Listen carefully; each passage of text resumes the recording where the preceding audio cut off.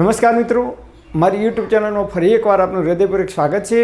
આજનો ટોપિક છે મિત્રો કે 80 વર્ષ સુધી પણ જો આપણને ઘડપણ ના લાવવા દેવું હોય, એટલે કે 80 વર્ષ સુધી આપણું શરીર 80 વર્ષ સુધી પણ હુષ્ટપુષ્ટ, તંદુરસ્ત અને નિરોગી રાખવું હોય, હાઈ બીપી, ડાયાબિટીસ અને કેન્સર જેવી બીમારી તો જિંદગીમાં સપનામાં પણ આપણને જોવા ના મળે, એક એવી અદ્ભુત વનસ્પતિનો હું તમને પરિચય કરાવવા જઈ રહ્યો છું કે જેનો ઉપયોગ જો આપણે નિયમિત કરીએ તો આયુર્વેદના મહર્ષિઓએ વર્ષો પહેલાં આયુર્વેદની અંદર એનું વર્ણન કર્યું છે અને ભાવપ્રકાશ નિગંધુ નામના ગ્રંથની અંદર એનું અદ્ભુત વર્ણન કરેલું છે।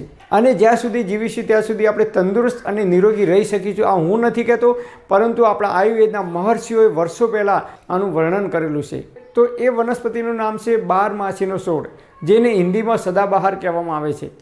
ભારતની અંદર બે પ્રકારના બારમાસીના છોડ થાય છે, એક સફેદ ફૂલ આવે છે અને બીજો છોડ છે ગુલાબી ફૂલ આવે છે। ગુલાબી ફૂલવાળો જો છોડ મળે તો એ વધારે ગુણકારી છે।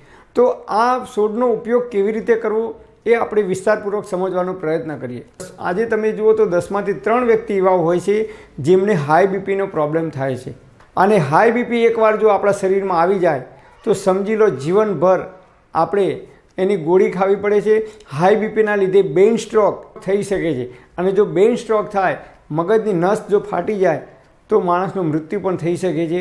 અને હાઈ બીપીના લીધે જો બીપી એકદમ વધી જાય, હાઈ બીપી થઈ જાય તો એ માણસને લકવો પણ પડી શકે છે, અને જો લકવો પડે તો બાકીની આખી જિંદગી આપણે ખાટલાની અંદર ગુજારવી પડે છે અથવા બીજાના સહારે ગુજારવી પડે છે। આપણે જાતે ખાઈ શકતા નથી કે આપણે જાતે કોઈ પણ શરીરની ક્રિયા કરી શકતા નથી। તો મિત્રો, હાઈ બીપી અને ડાયાબિટીસ અને કેન્સરની અંદર તો એ અદ્ભુત પરિણામ આપે છે। જે માણસોને કેન્સર થાય છે અને એમને કિમોથેરાપી આપવામાં આવે છે ત્યારે તેમને 2 પ્રકારના આલ્કેલોઇડ નામના ઇન્જેક્શન આપવામાં આવે છે। અને આ જે વનસ્પતિ છે, બારમાસીનો છોડ છે, એની અંદર 12 પ્રકારના આલ્કેલોઇડ આવેલા છે જે દુનિયાની કોઈ વનસ્પતિમાં આવેલા નથી। જ્યારે કેન્સર થાય છે ત્યારે લિરોમાઇડ અને વિકાલ્યુકોબ્લેસ્ટાઇન નામના 2 ઇન્જેક્શન આપવામાં આવે છે। અને આ જે આલ્કેલોઇડ છે એ આ વનસ્પતિના મૂળની અંદર જોવા મળે છે। આવું વૈજ્ઞાનિકોએ રિસર્ચ કર્યું છે। અને આ વનસ્પતિની અંદર અજમેસિલિન, સર્પેન્ટાઇન અને રિસ્પિન નામના તત્વો જોવા મળે છે। અને આ જે આલ્કેલોઇડ છે આ બારમાસીના છોડની અંદર રહેલા છે। આ 3 તત્વો છે એ ડાયાબિટીસ અને હાઈ બીપીને કંટ્રોલ કરવામાં અદ્ભુત કામ કરે છે, અદ્ભુત મદદરૂપ થાય છે। આપણા શરીરની અંદર બહારના જંક ફૂડ અને ફાસ્ટ ફૂડ ખાવાથી જે કંઈ કોલેસ્ટ્રોલ જમા થાય છે નળીઓની અંદર, એ કોલેસ્ટ્રોલને દૂર કરવામાં અદ્ભુત કામ કરે છે। આ 3 પ્રકારના આલ્કેલોઇડ છે એ કોલેસ્ટ્રોલને દૂર કરવામાં મદદ કરે છે, અને 2 પ્રકારના જે મેં કહ્યા આલ્કેલોઇડ એ આપણા કેન્સરને દૂર કરવામાં મદદરૂપ થાય છે।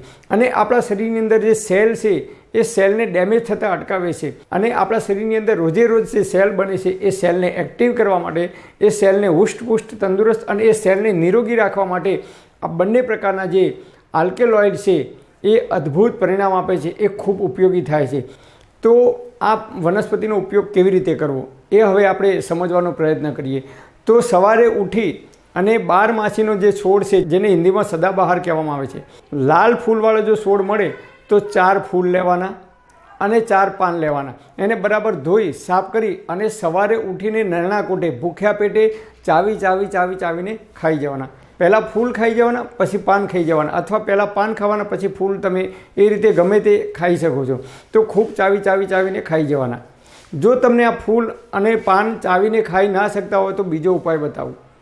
રાત્રે 1 ગ્લાસ પાણી લેવાનું નોર્મલ, એની અંદર આ 4 પાન અને 4 ફૂલ ધોઈ સાફ કરી અને પાણીની અંદર પલાળી દેવાના। સવારે ઉઠી અને નરણા કોઠે ભૂખ્યા પેટે એ પાણી ગાળી લેવાનું અને પછી ધીમે પાણી પી જવાનું। ફૂલ અને જે પાન છે એ ખાવાના નથી, માત્ર પાણી ગળી અને આપણે ધીમે પી જવાનું છે। અને ત્રીજો પ્રયોગ છે, હવે જે લોકોને કેન્સર છે અથવા ડાયાબિટીસ અને હાઈ બીપી બંને રોગ છે, આને કંટ્રોલ નથી થતા, તો એવા લોકોએ આના જે મૂળ આવે છે, બારમાસીના છોડના જે મૂળ છે એ 50 ગ્રામ મૂળ લેવાના, એને ધોઈ સાફ કરી 1 ગ્લાસ પાણી લેવાનું, એની અંદર 50 ગ્રામ જેટલા મૂળ નાખી એ પાણીને ગરમ કરવાનું ધીમા તાપે। 50% પાણી બળી જાય અને 50% જે પાણી વધે એ પાણીને આપણે નોર્મલ ઉંફાળું હોય ત્યારે ધીમે પી જવાનું। આવું દરરોજ નિયમિત જો તમે કરશો તો આયુર્વેદના ગ્રંથોની અંદર કહ્યું છે કે હાઈ બીપી કંટ્રોલમાં રહે છે, સુગર લેવલ એટલે કે ડાયાબિટીસ પણ કંટ્રોલમાં રહે છે, અને કેન્સર થવાની આપણને જરાય ડર રહેતો નથી. તો જે લોકોને હાઈ બીપીનો પ્રોબ્લેમ છે, ડાયાબિટીસનો પ્રોબ્લેમ છે કે કેન્સરનો પ્રોબ્લેમ છે અથવા કોઈ પ્રોબ્લેમ નથી, છતાં પણ તમે સવારે ઉઠીને જો દરરોજ 4 પાન અને 4 ફૂલ ચાવીને આપણે ખાઈ જઈશું તો જિંદગીમાં જીવીશું ત્યાં સુધી આપણને હાઈ બીપી, ડાયાબિટીસ, કોલેસ્ટ્રોલ કે કેન્સર જેવા રોગ થવાની શક્યતાઓ બિલકુલ ઘટી જાય છે. મોટાભાગના ઘરોની અંદર તમે જુઓ તો 12 છોડ જોવા મળે છે.